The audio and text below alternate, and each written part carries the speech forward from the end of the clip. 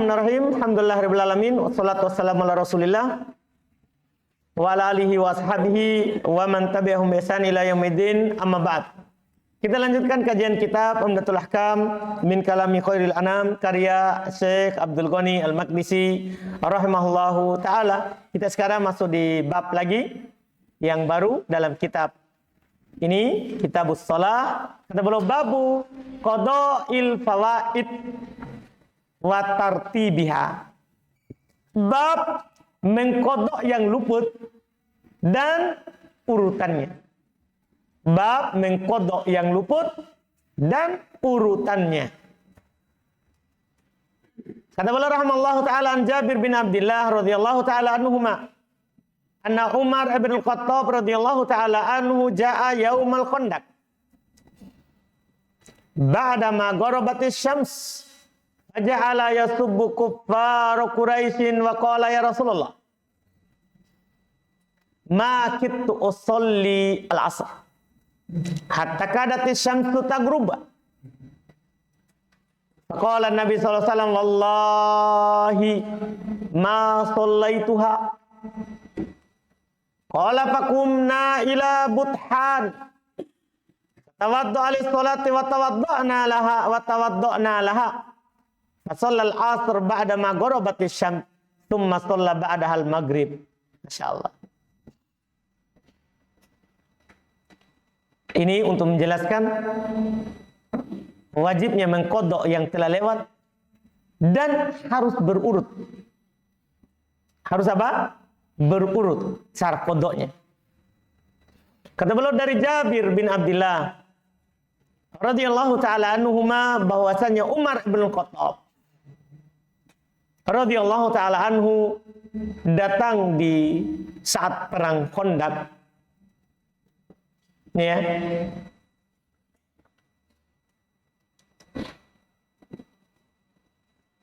Setelah terbenam matahari, maka dia mencela orang-orang kafir Quraisy. Karena perang Khandaq ini yang dibilang perang Ahzab. Berkumpulnya para musuh mengepung penduduk Madinah. Karena mereka sibuk karena datang orang Quraisy kafir sampai mereka belum sholat asar sudah terbenam matahari. Dia berkata, ya Rasulullah, hampir saya tidak sholat asar dan hampir saya tidak sholat asar ini dan matahari hampir terbenam. Ya kan? Karena waktu asar dari matahari, bayangan bendanya satu kali ditambah fai, kemudian sampai 2 kali bayangan sampai waktu maghrib terbenam matahari. Sebelum maghrib itu namanya waktu darurat untuk sholat asar bagi orang-orang yang udzur. Jadi sekarang belum bilang saya belum sholat asar, matahari hampir terbenam. Kata Rasulullah, demi Allah saya juga belum sholat. Demi Allah saya juga belum sholat, kata Rasulullah. Maka kami pergi berdiri untuk sholat di daerah yang bernama Buthan. Belum berwudu untuk sholat dan kami juga berwudu untuk sholat. Maka Nabi sholat asar setelah terbenam matahari. Lihat, ini poin kita. Nabi sholat asar setelah terbenam matahari. Ini poin kita. Poin kita maksudnya dalam bab ini wajibnya qada walaupun sudah keluar waktu. Ya kan? Ini kan sudah terbenam matahari. Masih ada waktu asar atau sudah keluar? Sudah keluar. Nabi tetap sholat. Nabi tetap melakukan sholat apa? Asar. Ini menunjukkan wajibnya qada. Terus tsumma shalla ba'dahal maghrib. Kemudian Nabi sholat setelahnya maghrib. Artinya belum sholat asar dulu, setelahnya baru sholat apa? Maghrib. Ini untuk poin yang kedua. Wajibnya tartib di dalam mengkodok. Antum bisa paham ini? Bisa antum luput sholat asar. Sudah masuk maghrib. Sholat apa dulu antum lakukan? Paham? Ya? Asar dulu, setelah itu baru apa? Maghrib. Jelas ya? Karena ini wajib tartib. Dan tertib di dalam sholat itu disepakati oleh para ulama. Yang wajib tertib, hati-hati, masyarakat banyak ada kesalahan terkait dengan masalah ketika jamak takdim dan takhir. Saya pernah menjumpai orang yang mengatasnamakan itu adalah pendapat Syafi'i katanya. Kalau jamak takhir akhirnya sholat di waktu Isya, sholat Isya dulu baru kita akhirkan maghrib setelahnya. Jadi dia pahami dari bahasanya. Namanya jamak takhir, berarti kita akhirkan Isya. Akhirkan apa? Maghrib dari Isya. Jadi dia lakukan sholat Isya dulu, setelah itu baru sholat maghrib. Jamak takhir. Dia sandarkan itu pendapat Syafi'i. Nah, orang Syafi'i juga bersepakat. Namanya sholat itu harus tertib. Tidak boleh ada yang didahulukan. Yang namanya jamak takhir itu hanya waktunya, bukan sholatnya. Waktunya kita akhirkan. Sholat maghrib kita akhirkan di waktu Isya. Tapi tetap tertib. Tetap apa? Berurut. Itu disepakati. Mau Syafi'i atau selain apa? Syafi'i. Anda bisa pahami ini? Ini di jamak. Di kodok saja juga harus seperti itu. Anda pahami ini? Anda misalnya pingsan. Pingsan dari sholat subuh. Mau keluar sholat subuh pingsan. Sadar nanti setelah sholat Isya. Nah, sholat apa dulu antum lakukan? Subuh dulu, baru zuhur, baru asar, baru maghrib, baru itu wajib berurut. Ini contoh kejadian dari Nabi SAW. Kan ini bisa saja kita bilang, waktu maghrib sedikit. Kita sholat maghrib saja dulu, setelah itu nanti kita kodok asar setelahnya. Beda kalau kita lupa. Lupa maksudnya kita lupa sholat asar. Datang sholat maghrib, kita sholat maghrib. Kan? Setelah sholat maghrib baru kita ingat bahwa belum sholat asar. Kalau ini boleh setelahnya karena sholatnya saat ingat. Sholatnya apa saat? Ingat. Adapun kalau tidak lupa, tetap wajib apa? Tertib. Wajib berurut. Itu disepakati. Itu disepakati. Untuk paham ini? Selesai pendalilan yang beliau ingin sampaikan. Kemudian setelah itu, beliau bawakan lagi bab berikutnya. Bab fadlu sholatil jamaah wa wujubiha. Bab keutamaan sholat berjamaah dan wajibnya. Beliau akan menyebutkan dulu dalil keutamaan, kemudian beliau akan menyebutkan dalil akan wajibnya. Karena pendapat yang paling kuat terkait dengan sholat berjamaah bagi laki-laki ke masjid itu hukumnya fardu ain, wajib ain. Beliau akan sebutkan dalilnya. Ada di sana pendapat yang mengatakan itu adalah sunnah. Itu adalah apa? Sunnah. Tapi yang benarnya nanti kita akan sebutkan. Penulis akan sebutkan dalilnya. Beliau sebutkan dalil pertama keutamaannya. Kata beliau rahmallah an Abdullah bin Umar radhiyallahu taala anhuma anna Rasulullah sallallahu alaihi wasallam qala salatul jama'ati afdalu min salatil fardhi bi 27 darajah. Dari Abdullah bin Umar radhiyallahu taala anhu bahwasanya Rasulullah SAW bersabda, salat berjamaah itu lebih utama daripada salat sendiri. Gimana bentuk utamanya? Bisa 27 darajah, yaitu sekitar 27 derajat perbedaannya. Jadi 1 berbanding 27. Paham kan? Ini keutamaan sholat berjamaah. Keutamaan sholat berjamaah. Ditambah lagi berikutnya lagi. Masih terkait dengan keutamaannya. Sholat berjamaah. Nabi Hurairah radhiyallahu taala anhu qala qala Rasulullah sallallahu alaihi wasallam salatul rajuli fil jamaah tudha'afu ala salati fi baitihi wa fi suqihi 25 difa wa dzalika annahu idza tawadda'a fa ahsana al-wudu thumma kharaja ila al-masjidi la yukhrijuhu ila shalah lam yakhtu khutwatan illa rufi'at lahu biha darajah wa hutta anhu biha khati'ah fa idza shalla lam tazal al malaikatu tusalli alaihi madama fi musallah Allahumma salli alaihi Allahumma ighfir lahu Allahumma arhamhu wa la yazalu fi salatin man tadar shalah. Masya Allah. keutamaan yang sangat besar. Tidak didapatkan oleh orang yang tidak ke masjid, yang tidak sholat berjamaah. Kata beliau dari Abu Hurairah radhiyallahu ta'ala anhu, beliau berkata, Rasulullah SAW bersabda, sholatul rajul fil jamaah, sholatnya seorang di jamaah, tudha'af, itu dilipat gandakan daripada sholat di rumahnya atau di pasarnya. Khamsan wa isyrina di'fa, 25 kali lipat gandanya. Nah, berarti 1 berbanding 25.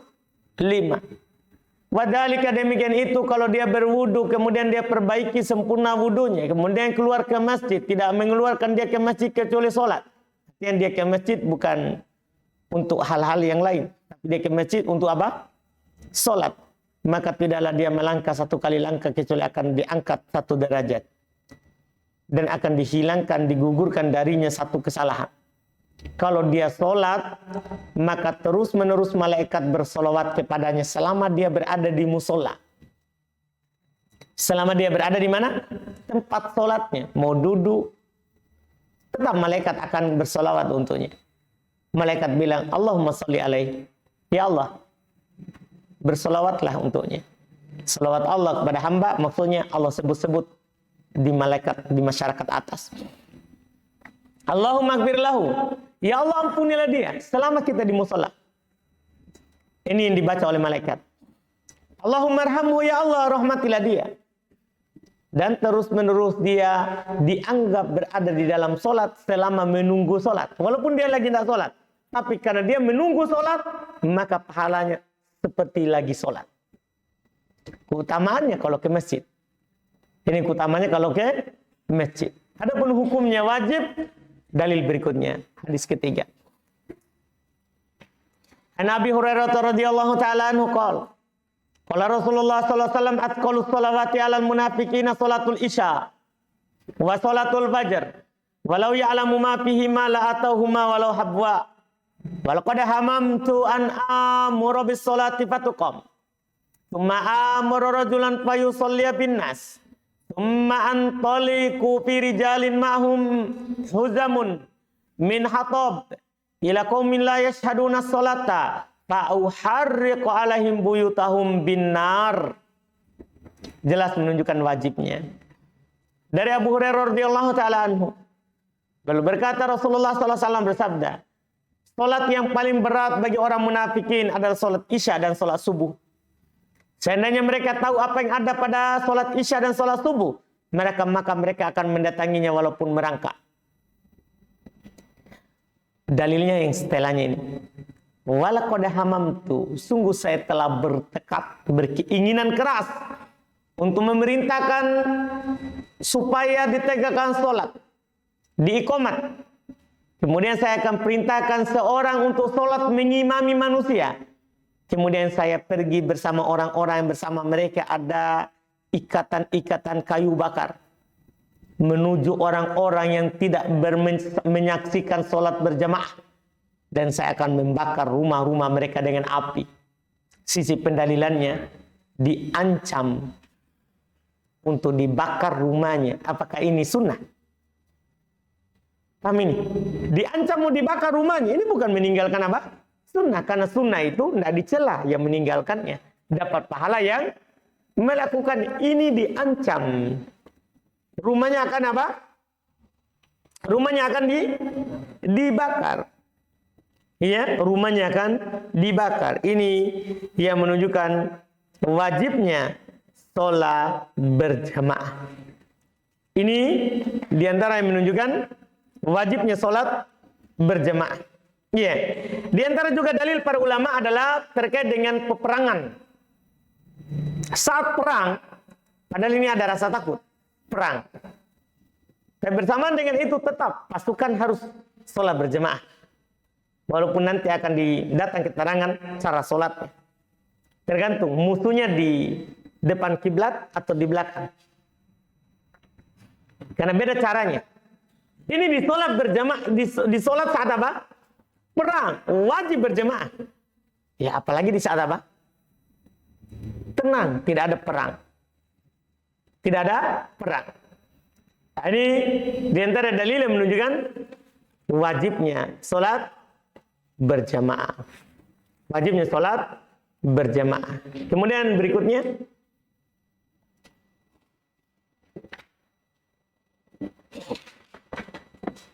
bab hudurin nisa al masjid. Bab hadirnya perempuan ke masjid. Ini bab terakhir untuk hari ini. Ini terkait dengan perempuan. Kan tadi sholat berjamaah wajib, tapi itu bagi laki-laki. Karena Nabi bilang rijal. Nabi bilang apa? Rijal. Perempuan bagaimana? Perempuan menghadiri sholat di masjid, hukumnya tidak wajib. Tidak wajib. Bahkan dia sunnah sholat di rumah. Ya, kalau dia minta izin ke masjid, kita izinkan. Apa dalilnya? Yang belum sebut. Kata beliau an Abdullah bin Umar radhiyallahu taala anhuma. An Nabi sallallahu alaihi wasallam qala idza sta'adanat ahadukum imra'atuhu ila al-masjid fala yamna'ha. Qala faqala Bilal ibnu Abdullah wallahi lanamna'uhunna. Qala fa aqbala ahli Abdullah fasabbahu sabban sayyi'an. Ma sami'tuhu sabbahu mitlahu qat wa qala akhbiruka an Rasulillah sallallahu alaihi wasallam wa taqul wallahi la namna'uhunna wa fil abdi li muslimin la tamna'u ima Allahi masajid Allah. Masya Allah. Kata beliau rahimahullah dari Abdullah bin Umar radhiyallahu taala anhuma, dari Nabi sallallahu alaihi wasallam beliau bersabda, apabila perempuan istri kalian meminta izin kepada kalian untuk ke masjid, jangan dia melarang. Jadi kalau dia minta izin ke masjid, jangan dilarang. Berkata Bilal ibn Abdullah, maksudnya anaknya Abdullah, cucunya Umar ibn Khattab. Dia berkata, demi Allah saya akan melarangnya. Mungkin ini kecemburuannya. Anaknya Umar, anaknya Ibnu Umar. Kalau saya izinkan istri ke masjid, wah. Iya. Jadi ketika Abdullah bin Umar sampaikan hadis, anaknya bilang, demi Allah saya tidak mau mengizinkan, saya akan melarang istriku. Maka Abdullah bin Umar menghadap kepadanya dan dia mencelanya dengan celaan yang sangat buruk. Bayangkan, dia marahi anaknya maksudnya dengan marahan yang keras. Dan dia katakan, ya, saya tidak pernah mendengar dia mencela seperti itu. Saking marahnya Abdullah bin Umar. Sambil dia berkata, saya bilang kepada kamu bahwa Rasulullah SAW mengatakan, jangan melarang perempuan yang minta izin ke masjid, sementara kamu berkata, demi Allah saya akan melarang. Jadi dia mencela karena menolak hadis. Nabi bilang jangan dilarang, dia bilang demi Allah saya akan melarang. Paham kan? Dalam riwayat Imam Muslim dikatakan, la tamna'u ima Allahi masajid Allah. Jangan melarang hamba perempuan Allah ke masjid Allah. Paham kan? Tapi ini tentunya aman dari apa? Fitnah. Kalau tidak aman dari fitnah, tidak boleh suruh ke masjid. Paham kan? Atau dia ke masjid dalam keadaan ke parfum, dilarang. Karena dia tidak sah sholatnya juga kalau pakai parfum ke masjid. Perempuan. Ya, perempuan. Jadi dia tidak pakai parfum. Aman dari fitnah, dia berhijab dengan hijab yang sempurna. Ini hadis ini baru ingin mengatakan saja bahwa perempuan itu adalah sunnah ke masjid, tidak dilarang. Maksudnya tidak dilarang dia ke masjid. Kalau dia ingin, maka kita tidak melarangnya. Paham kan? Ini alhamdulillah kita cukupkan dulu. Setelah itu, belum bahas sholat ini ya, sifat sholat, belum akan bahas dulu sholat-sholat sunnah. Setelah itu juga belum akan bahas adzan dan iqamat, ya. Baru nanti mulai meruncing ke masalah sholat. Setelah itu akan bahas masalah menghadap kiblat, ya, dan lain-lainnya. Alhamdulillah.